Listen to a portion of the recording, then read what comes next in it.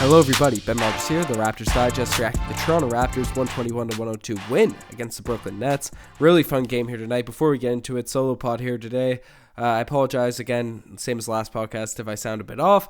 I'm still dealing with this bug, so yeah, I apologize if I sound weird, a bit under the weather. And yeah, sorry for the later podcast as well. It's been a hectic time of year getting, my flight's been delayed, going back to Montreal and all the stuff, meeting people, all that. But the Toronto Raptors certainly made up for it tonight with that, or last night with that phenomenal win against the Brooklyn Nets. And it didn't look too good to start. It didn't look like the Toronto Raptors really came out. The Brooklyn Nets got a 13-point lead at one point, and then especially the second half. I guess the run that led into the half really amped up the energy in the second half. The team just really took over. So the first player we got to talk about is Fred VanVleet. 29 points for Fred last night, 11 assists, 4 rebounds, a really nice block, 11 of 19 from the field, 5-8 from the three-point line. And obviously this is coming after that Miami Heat tough game, especially for Fred VanVleet, where he was 1 of 11 for the three-point line. And you know the whole roster especially came out especially when they flipped that switch. They said they were bouncing back, and Fred was honestly one of the only guys that did it from the start, from the jump in this game. And this is what we've come to expect from Fred VanVleet. Whenever he has a poor game now, he's just totally revamped his game this season, because we saw 2 seasons ago he was steady Freddy. He'd be just solid every night. Last year we saw a lot more highs but a lot more lows. It's a bit inconsistent.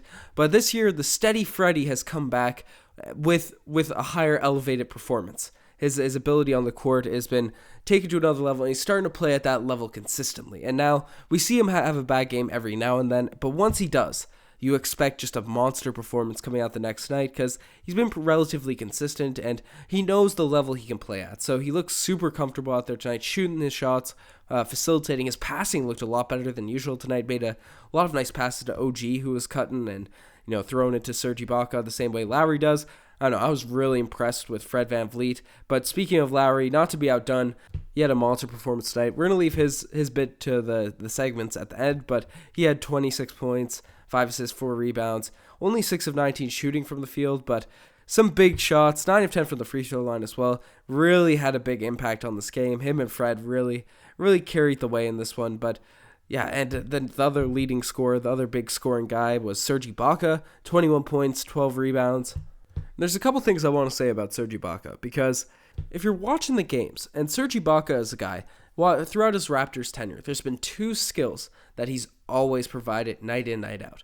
The ability to hit that little post hook, that patented Serge Ibaka post hook, similar to what Amir Johnson used to do with this team, where he just lays it in 2-3 feet, never misses it, and the midi. That mid-range jump shot's always looking nice, and over the past few games, he's put up some awesome numbers. He's given some nice performances, but it looks like his touch has been a little bit off from where it usually is.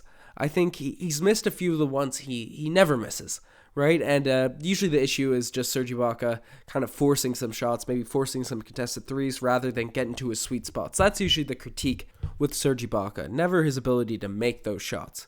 But I'd argue in the past few games, even though he's put up some great numbers, his touch has been a little bit off. But the thing I love about the way he's playing, even though he's missing those shots a bit more than he usually does, he doesn't lose confidence. He's still ready to shoot it. He's ready to fire it up. And that confidence used to hurt him, because he, instead of going inside, he'd be confident and say, hey, I'm a good enough shooter. I'm going to shoot a contested 3 this possession when the Raptors don't have a run going.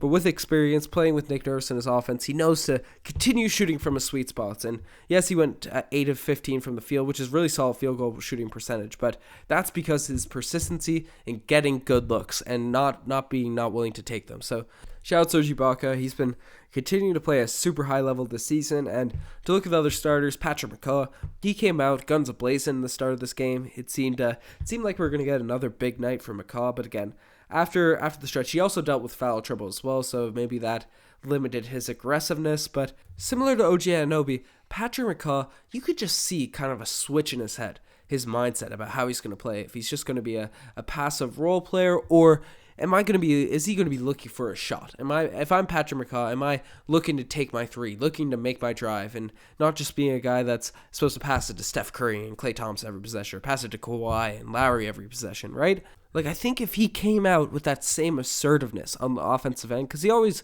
plays solid on defense, if he came out with that same assertiveness on the offensive end, he'd be such a... It's the player that Nick Nurse is looking for. I think Nick Nurse sees that McCaw, if he's just aggressive, he could be a really solid talent. And we've seen it in flashes over his tenure with the Raptors, and maybe he executes plays like that in practice, the way Fred, Lowry talk about him, but it's something about the game. Something about the games where he just falls within the flow of everything. Maybe not trying to do too much. I don't know what it is, but I'd like to see a assertive McCaw more often.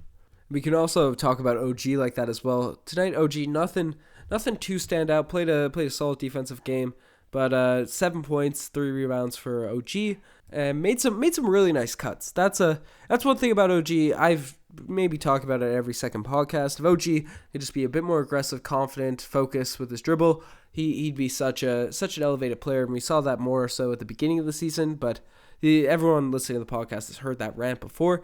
But he made a few really nice cuts tonight, and that's a place where he really excelled in his rookie season. And I'd like to see OG, if he's not going to be doing those drives, and I know his handle scares a lot of people, which is fair enough. It's not super tight yet.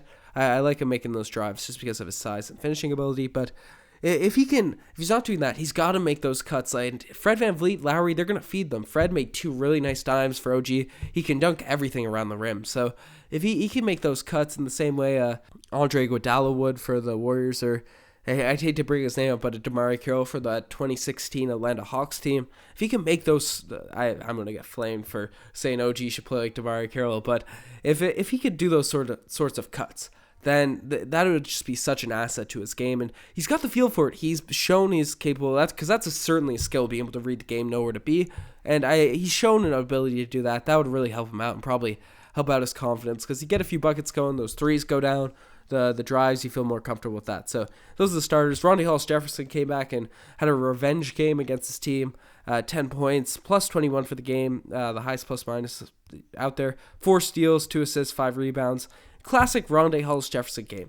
Got a lot of shots around the rim, missed a few, but always makes up for it. And he had a play too. We're going to leave it for the segments, but at the end of this one, though, he was really looking to attack, and the Raptors said, hey, show these guys why they were wrong not to bring you back. And obviously he's on the minimum with the Toronto Raptors right now, and it's really weird. If you look at his stats, his trajectory, I know he had a kind of a fall off last season. He can't really shoot, but he's been a huge positive for the Toronto Raptors, in my opinion. He's Riker's favorite player, so happy to see him get a win against his old team. Boucher, TD, they all came in. They played average games for those guys, 7 points apiece.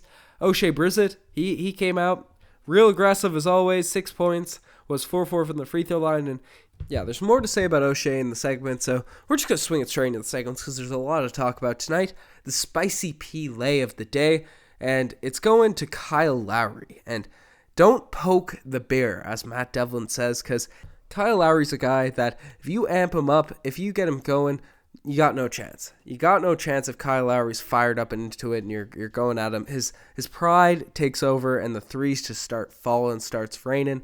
He gets energetic because he's the engine for the Toronto Raptors, and even if the shots aren't going down, he energizes just everyone else. And he started off the game, Jared Allen, he ended up doing a little suplex, a little WWE suplex with Jared Allen at the beginning of this one. And from that point, he was yapping, he was into it. Then when the refs started handing out technicals, the bear had been poked, and there was a lot of FU threes Kyle was shooting up. And when Kyle's in a rhythm, he gets going, he's unstoppable. And this is what the Toronto Raptors need with Pascal Siakam out. I've brought it up on other podcasts, because in Siakam, the Raptors find a way to get easy buckets. And honestly, Norman Powell was providing that too before he went down with injury. Because Kyle Lowry's a player that gets you hyped, is the engine, is the defensive guy, the coordinator out there. But he's not really great anymore at getting easy shots, easy layups, easy twos, just to keep your offense going and keep it from a stunt. And that's why we see the Raptors go on massive runs in the past stretch of games and go through massive droughts, because our offense is really relied upon Kyle Lowry and Fred VanVleet knocking down some tougher shots as being smaller guards. Once Siakam comes back, that'll be easier, especially when we play teams like the Nets and lesser competition, even though the Nets are pretty solid. But Siakam did a really good job of just getting easy points in games where we're playing lesser competition. Now, to become a superstar, he'll need to be able to do that against the Bucks and the Clippers and all those sorts of teams. But that's a topic for another day. But the way the Raptors win is usually off the back of a Kyle Lowry-induced run. And tonight, the threes that he was hitting and getting everyone motivated. Serge Ibaka made an M1, and Lowry was screaming at the crowd, taking the crowd completely out of it. They were just angry at him for all of his antics, and as a Raptors fan, you love to see it. Then came around, he was hitting some wild, long threes. Then the big one was he came around a screen, let one fly. I believe it was the last one he hit, and waved off the crowd. Waved them off completely.